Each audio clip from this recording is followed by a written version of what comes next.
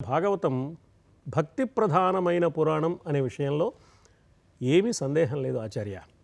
అయితే మన మహర్షుల దృష్టి ఎప్పుడూ చాలా సువిశాలంగా ఉంటుంది. ఏదో ఒక విషయానికి పరిమితమైపోయి అక్కడే గిరిగీసుకుని కూర్చోరు వాళ్ళు. గిరిగీసుకున్న మనస్తత్వం కాక పురివిప్పుకున్న హృదయం కలిగిన మహానుభావులు.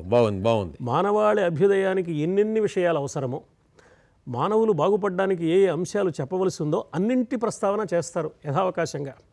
అంటే నాకేమనిపిస్తుందంటే మన మహర్షులు సారమెరిగిన వారే కాదు, సంసారం ఎరిగిన వారు.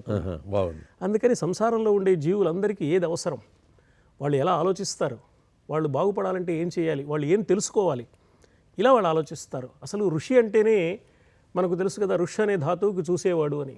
అంటే ఈ చర్మచక్షువులతో చూసేవాడు కాక జ్ఞాననేత్రంతో దర్శించి, శాస్త్ర సంబంధమైన జ్ఞాననేత్రంతో దర్శించి, శాస్త్రచక్షువుతో దర్శిస్తారనమాట. అందువల్ల చాలా విషయాలు వాళ్ళకి తెలుస్తాయి. తమకు తెలిసిన విషయాలను శాస్త్ర విజ్ఞానం ద్వారా ఏ అంశాలు వాళ్ళు తెలుసుకున్నారో ఆ విషయాలను పురాణాల్లో ఎక్కడ అవకాశం వస్తే అక్కడ సందర్భోచితంగా వాళ్ళు తెలియజేస్తూ ఉంటారు అనేది మనకు అన్ని పురాణాల్లో కనపడే అంశం.